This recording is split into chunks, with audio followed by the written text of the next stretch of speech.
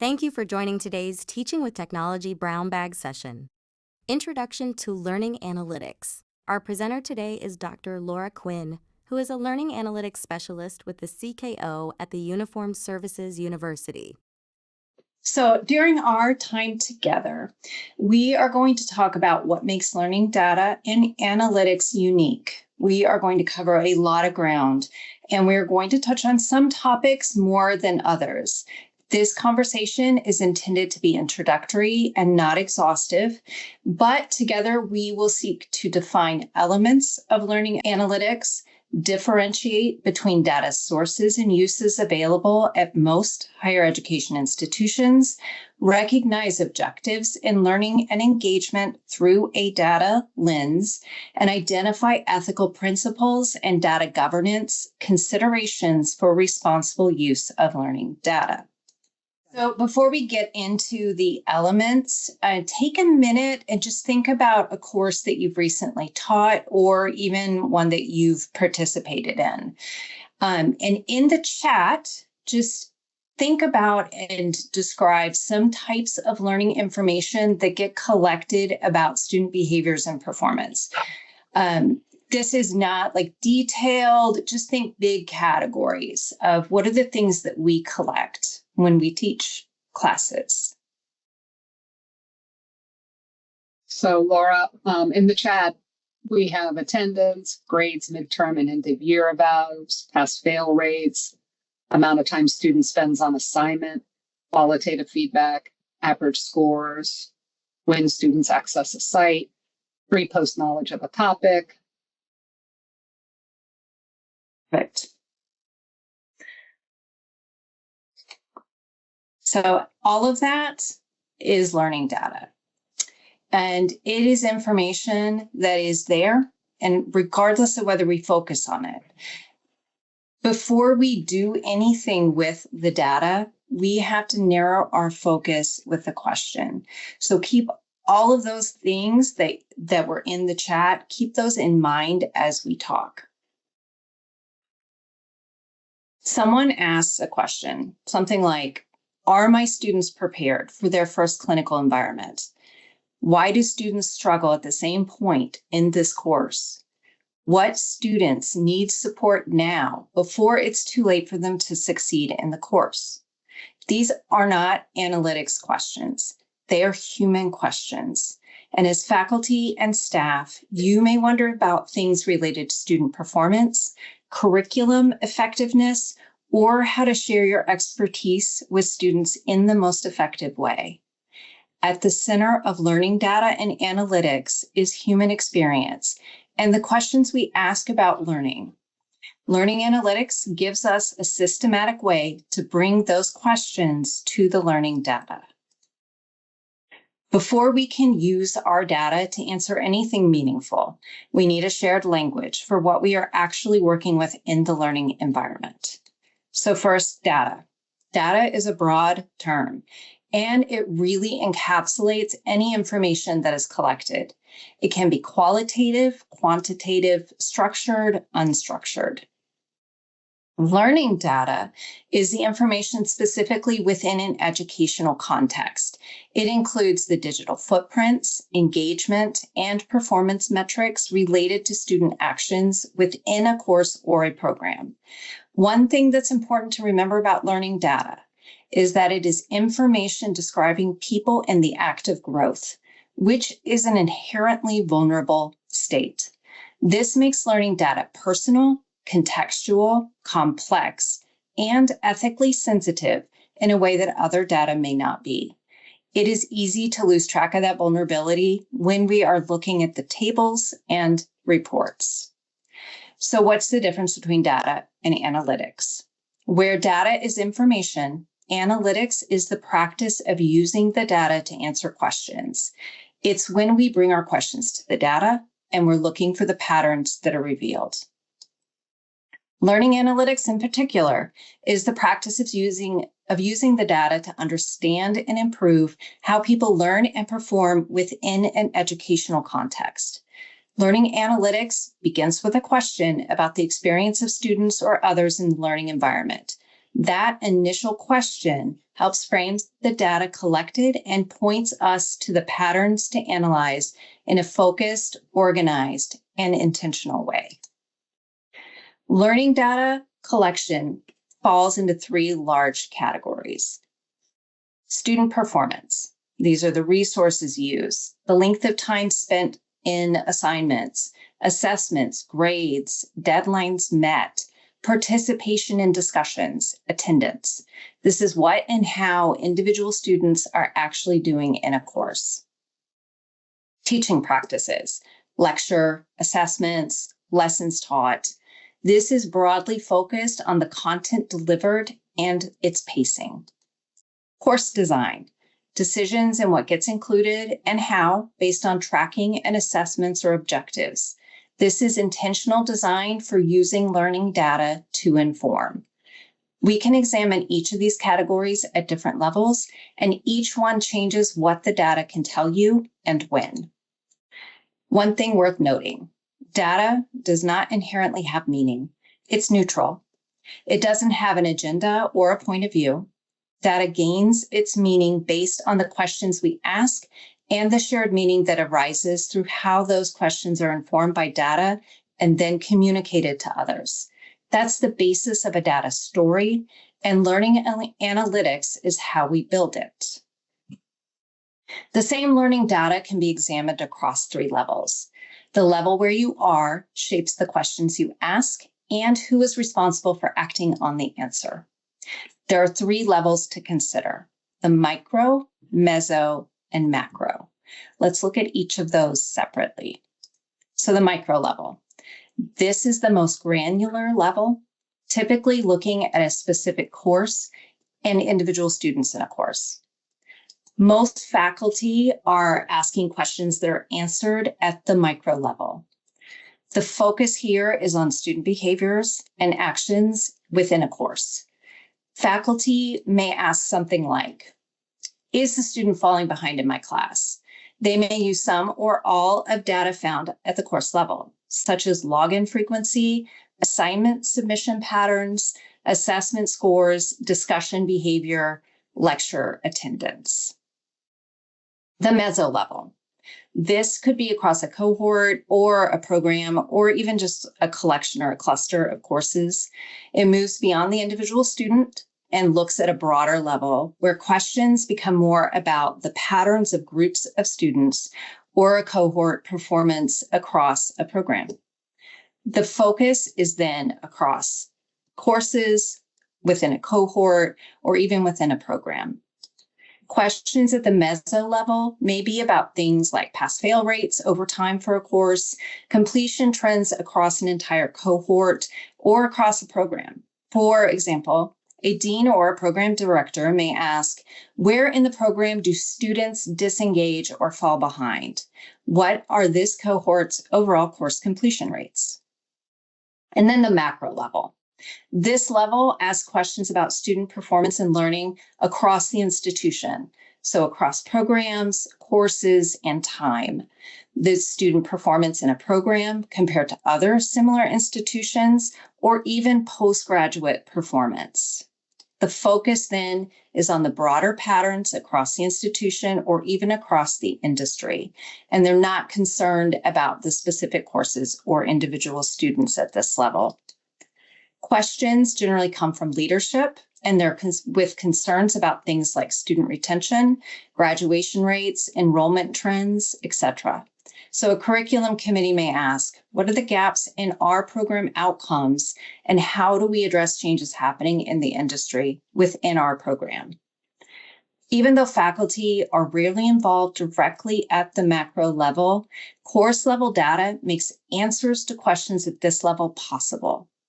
While you may be focused on performance on one assignment in your course, someone else may be using that same learning data to help inform about an overall program strategy or to answer questions from an accreditation committee about how that course fits in across the student journey. Each level asks questions that are different and that involve different stakeholders, but they all use the same underlying data. This shared data foundation creates an institutional responsibility for how data is collected, accessed, and used to answer questions. At the same time, because the questions and people asking them are different, each level tells a different part of the data story. Where micro is about one student's learning, meso level focuses on expanding that story across sections or cohorts, and macro level questions look to what the data says at scale. The story our data can tell partly depends on the data sources that we use. Data sources are quite simply where the data comes from. So it's a lot of what was already shared at the beginning. In higher education, this can include data from coursework, as well as other activities that shape the learning experience outside of courses. So let's talk some about the sources of learning data and what they can and cannot tell us. Data sources are more widely available than they may seem at first glance. Learning data comes from a range of sources. Some are captured automatically by tools, while others require human scoring. While there are always unique data sources within an institution or a program, there are also some major categories of data sources that are commonly found in learning environments. LMS and video activity logs. You can collect logins, page views, lecture capture views, video rewind behaviors, time on task, submission timestamps, assessments and grades. You can look at scores on quizzes, rubric ratings, scores on assignments, attempt counts, enrollments and attendance, details about the student, the section, the length of the activity, presence in the class, logins, etc.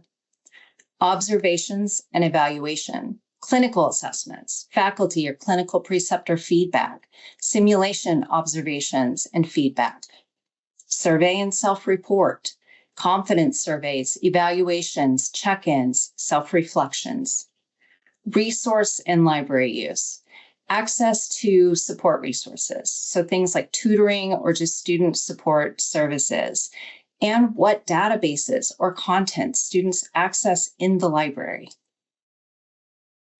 It is highly unlikely that you will have one data source that fully answers your question.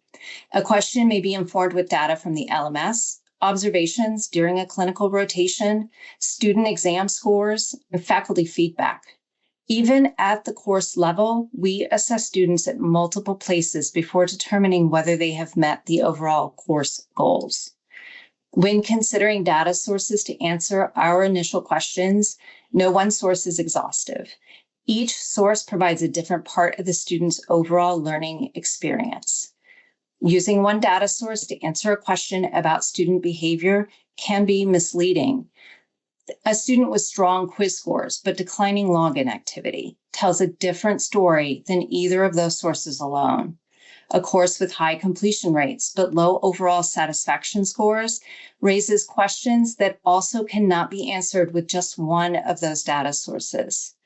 When we ask questions about human behavior in learning context, it is complex, shaped by motivation, context, circumstance, and experiences in ways a single data point just won't capture. Single data sources do answer simple questions.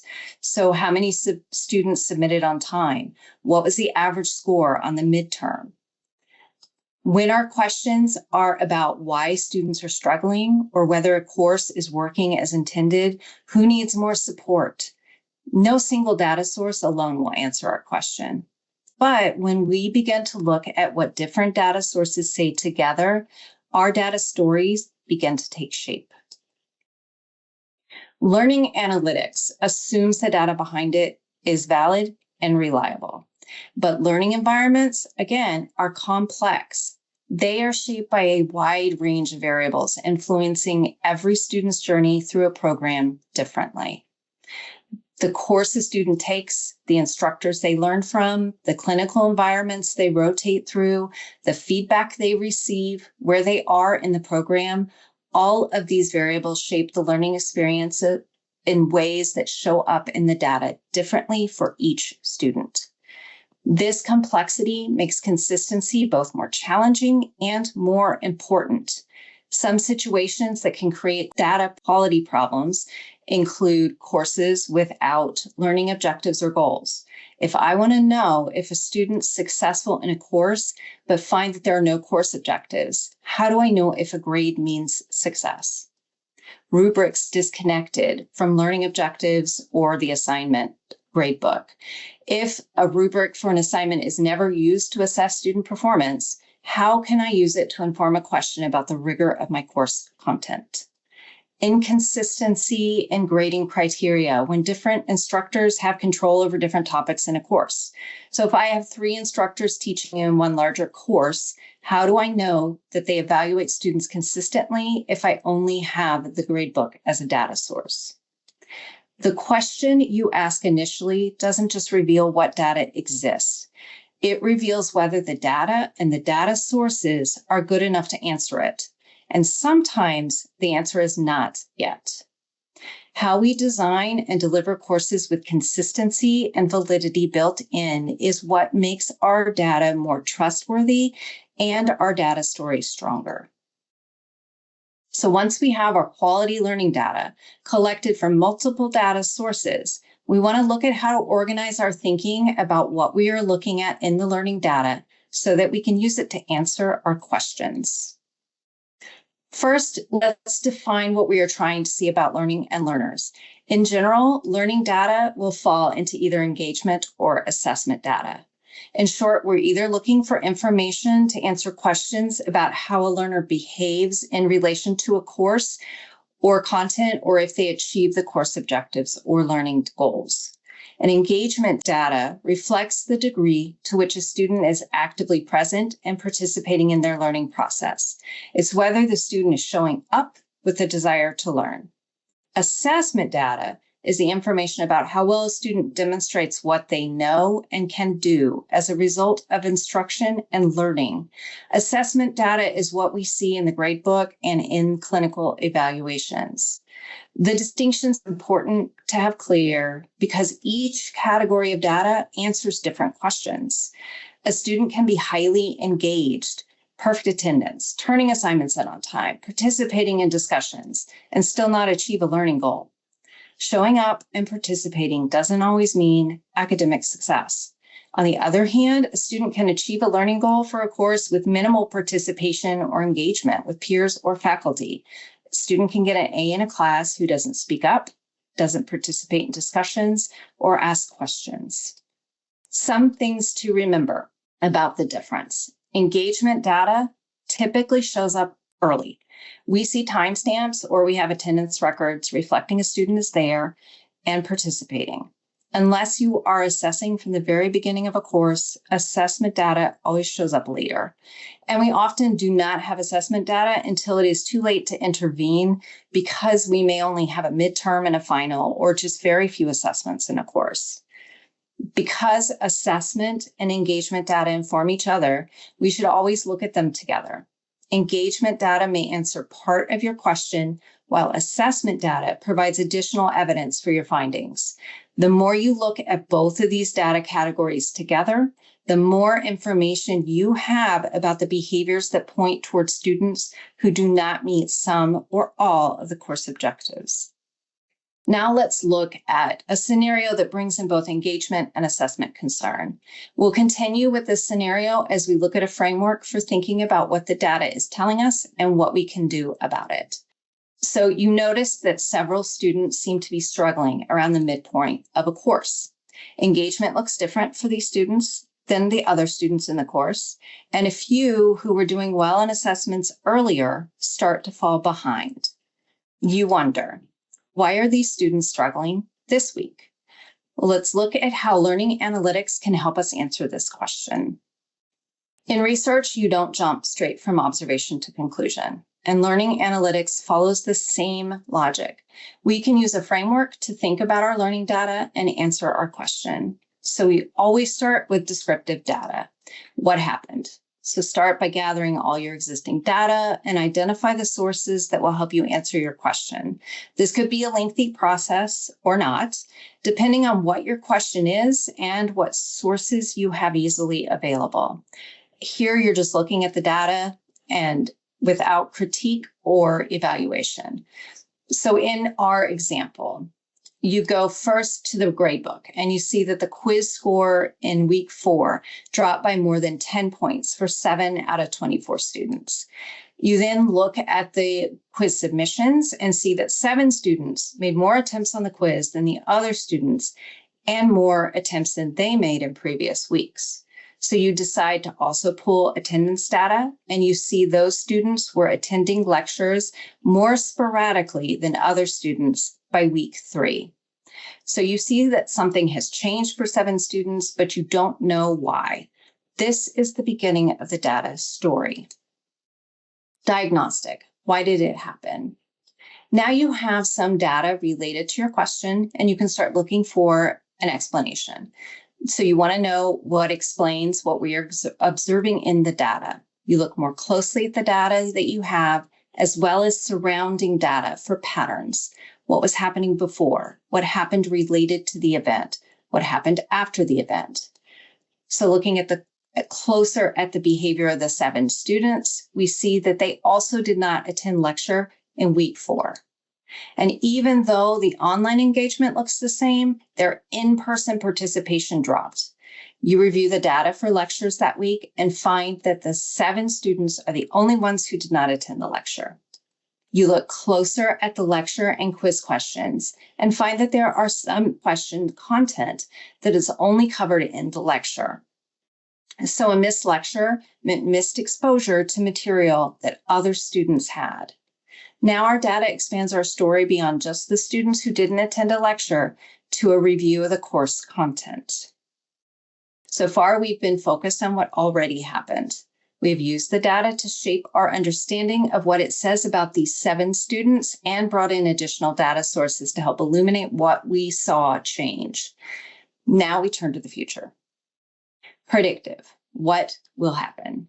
Use the historical data and the patterns that you've identified to predict the future behavior and performance. So we look for data that both supports and challenges those patterns. You may use the same data sources, or you can add additional supportive data to look ahead. This step moves beyond the why and looks at what happens next. So in our example, we find that students who did poorly on the week 4 quiz never caught up by the final assessment. Their overall course grade was significantly lower than students who did well on the week 4 quiz. So now our data story starts to look like that week 4 quiz, and performance is pivotal for overall course success. So now it's time for us to act on what the data is showing. Prescriptive is what should be done. So in this step, we look for informed actions based on what we've identified in the previous steps. This can be specific actions or interventions that optimize learning and performance for students, or it can even be something like a suggestion to consider revision to a course design or delivery. So in our example, there is both an immediate need and a longer-term action possible. So for these students, we may reach out directly and find out what led to their absences. So looking for some additional variables. We may flag the week as a possible point of challenge for students in the course, or we might review the questions where the content's only discussed in the lecture. We might consider revisions to the other learning material presented or decide to make a review available to students. This is likely to be a stepped response to support students both in the short term with a longer term action prepared. Our scenario shows what learning analytics looks like when you use all 4 approaches. But there is no guarantee you will be able to do all 4 or that you should. Sometimes it is enough to just take a descriptive look at the data to answer your question. And sometimes too, you take action, observe changes, and then return with new questions, and it becomes a more cyclical process. A framework is useful as a guide for thinking through what the data can say about your initial question, but your judgment is the key part of each step in the framework and knowing what is reasonable for the data to tell you and what it cannot. So keeping your human judgment in mind, let's take a few minutes to touch briefly on data ethics and governance to wrap up our conversation. Data can tell you what is happening in your course and for students across courses, but it cannot tell you what to do about it. It also cannot tell you whether doing something is the best thing to do. That's always going to be where human judgment is important, and that judgment is at the heart of ethical decision-making when it comes to data. Ethics in learning data and analysis starts before the data is collected and includes the principles that guide how the data is and isn't used. Learning data is not just about whether students finished a course or continued in a program. For each student, data shows their growth as well as their struggle as they develop new skills and knowledge in their program. Ethical care of student data is important because the misuse of learning data, intentional or not, has the potential to cause harm both immediately and in the future. Even if you are only using data from the course you are teaching and it feels like it has minimal impact, you have an ethical responsibility to the individuals who generate that data for how it is used. Educational data falls within the same ethical guidelines as any human research. Always consult your IRB before using learning data in research. In addition to ethical use of data, data governance is also important to consider. Likely a familiar term, data governance includes the policies, roles, and processes determining who can access data, how it can be used, who is accountable for it, who owns the data, who can see it, how long is it retained, and what can it be used for. The answers to these questions are determined by the organization, industry, and vendors. Data governance focuses on how to secure, manage, and access data properly through frameworks, processes, and regulations. And while you are likely not going to be part of the conversations where data governance processes are determined, you should be aware of your institutional and departmental policies and requirements around data governance, as well as those within the larger healthcare industry. Inherent in data governance policy and procedures is ethical thinking. The policies may vary slightly depending on the data source and the reason for the usage, and there is always information you cannot access easily that may require CIO, school leadership, and OGC conversations. Because governance and data ethics are intertwined, here are some things to consider as you look to the data to answer questions. Vendors may provide dashboards as part of their product. But what do they say about data governance and ethical use?